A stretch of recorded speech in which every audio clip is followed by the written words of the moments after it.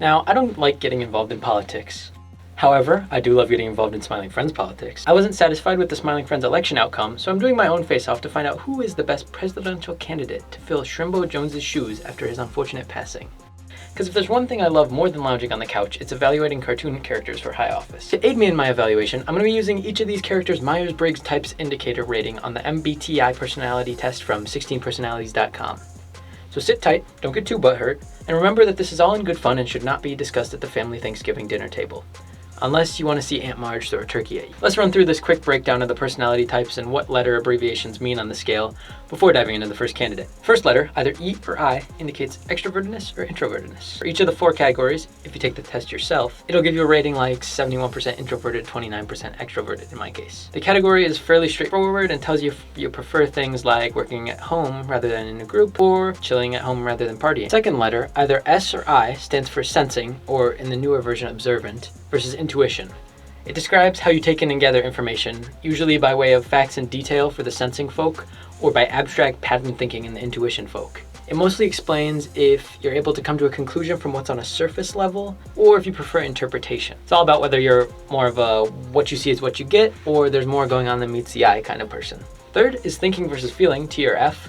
This one's all about logic and fact, or if you prefer focusing on emotion. One of the questions here was if you'd taken someone's emotion before making a hard choice, to which I said strongly disagree. But hey, don't worry, it's fine if you're a feeler. Just remember to bring the tissues to the debate, kid. And finally, J versus P. Judging versus prospecting or perceiving, depending on which version of the test you're taking. The way I understand it is that judging people prefer structure, like schedules, checklist planning, where the prospecting folk are generally more flexible with these sorts of things. If you're more P, then you're also good at multitasking. And if you're more P, you're probably the person who forgets to take out the trash until it's basically overflowing. There's also a final category that the test adds on, which is assertive versus turbulent, T versus A. Assertive on this scale indicates that you're calm and relaxed, where turbulent people are anxious, conscious, and often perfectionists. Little polite and friendly reminder that you can subscribe if you like my stuff. It helps the channel grow and it lets me know you like this kind of stuff and that I should keep cranking them out. Also, click the bell next to subscribe to be notified when I post a new banger. Thanks, friends. With that hefty explanation complete, I'll jump into the first presidential candidate, Mr. Frog. Okay, now let's talk about Mr. Frog. His personality test results indicate that he is the ESFP type personality, aka the entertainer.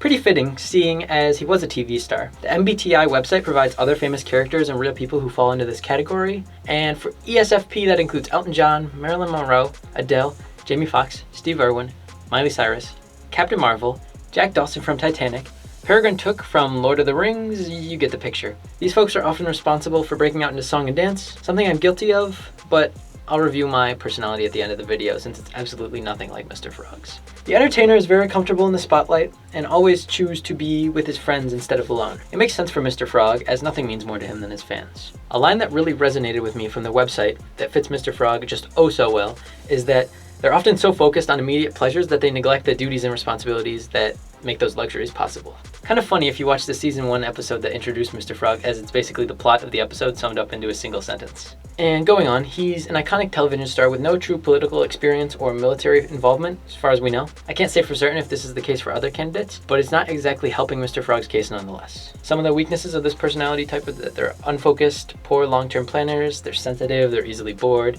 Can we add violent and unpredictable to that list? So what else can we conclude about Mr. Frog? I mean, yeah, his weaknesses are definitely the violence, the fact that he's pretty controversial, those things that he said on the Jimmy Fallon show. He's also just...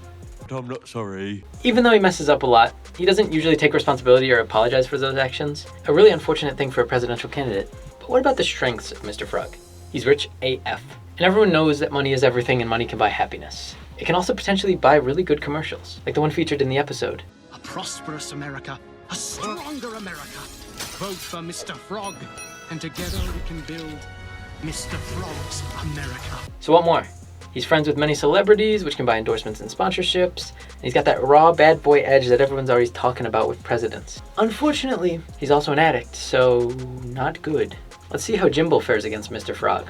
Jimble is the ISFJ personality type, aka the Defender. This is what I used to be before I switched to the thinking side. Who else falls into this category? Well, there's Beyonce, Queen Elizabeth II, Vin Diesel, Selena Gomez, Dr. Watson from Sherlock Holmes, Captain America, Pam Beesly from The Office, and Vito Corleone from The Godfather. Man, I wish I was still in this category. Those are a lot of cool people. Defenders are often the sensitive and caring type with a good eye for detail. Honestly, I'm not sure how Jimble ended up here, though I suppose we see really good character development over the course of a single 12-minute episode, so who knows how far he could have come since then. The website notes that Defenders rarely demand recognition for all that they do, preferring instead to operate behind the scenes. Yeah, that sounds just like Jimble. Other strengths of the Defender is that they're incredibly loyal and hold themselves to very high standards. This explains Jimble's determination and inability to give up even when he digs himself into an incredibly deep hole. They're known for their humility, and Jimble shines through as a very honest fellow in his final speech at the presidential debate. Jimble in particular is not afraid to embarrass himself even when he makes a doo-doo feces in his underwear.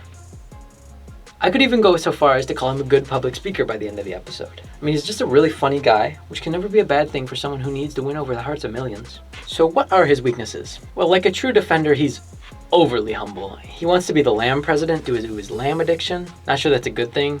And also he's quite unorganized. That poor country that got nuked. Unfortunately, he's also quite forgetful and altruistic. ISFJ's giving, generous nature can leave them vulnerable to being taken advantage of by others, and that's not very far from the truth. They have a special talent for making their friends and acquaintances feel seen, known, and cherished. I think Pim felt cherished at the end of the episode for his hard work. Good on you, Jimble. What a kind, giving soul. I'm sure he had nothing but good in his heart when he gave $1 billion to everyone so that they could all be rich. You really were the money president, Jimble. Not like that scumbag Mr. Frog. Finally, Squiggly Miggly. Not a lot of Squiggly Miggly footage exists in the episode he's featured in. So the ESTJ, aka the executive personality type, will be quite useful in determining his effectiveness as president.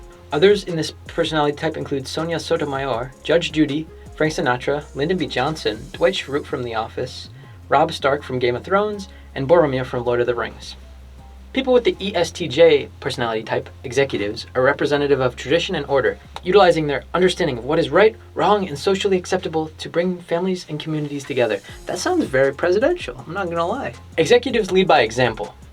Their strengths include their dedication, loyalty, reliability, a strong will to defend their ideas, which is perfect for the personality of a potential president. They enjoy creating order too. I don't want a chaotic world like the one that could have happened if Mr. Frog became president. And they're excellent organizers, unlike Jimble. Need I say more?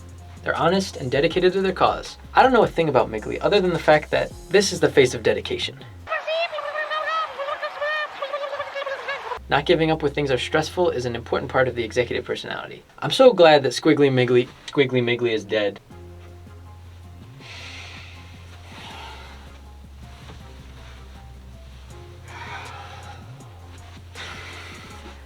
Yeah, so with only 2 options for president, and one of them being Mr. Frog, it's easy for me to tell you that I'm proudly voting for Jimble in the Smiling Friends presidential election. I couldn't stand seeing their animated land fall apart with the violence and unpredictableness of Mr. Frog, so Jimble will have to do. He's come a long way since being helped by Pim and Charlie, so I only hope that he can restore the nation of adulthood to its former glory in 4 years. Now what about my personality?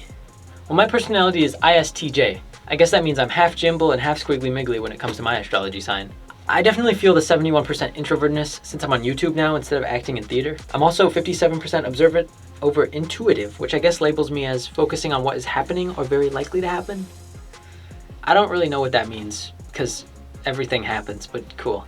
72% thinking is interesting to me since I used to be majority feeling, which made me a defender, but now I get to be a logistician. So I guess feelings don't really matter to me anymore.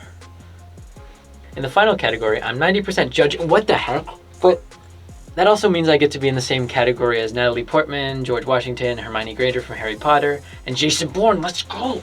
And in the Smiling Friends universe, I share the same personality as Alan, Doug, Joel Haver's character, Mr. Jester, Dave, the creator of Daveland, and the Renaissance Man.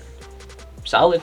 Oh, and I'm 53% assertive, so I guess it's time to tell you that almost 99% of people who watch my videos are not subscribed, so I would 100% appreciate it if you were the 1%. It's easy to do it. There's a button right there, and there's a button right there. Click this video to go into my next Smiling Friends video where I tell you who the best 5th Smiling Friend would be. Go! Please.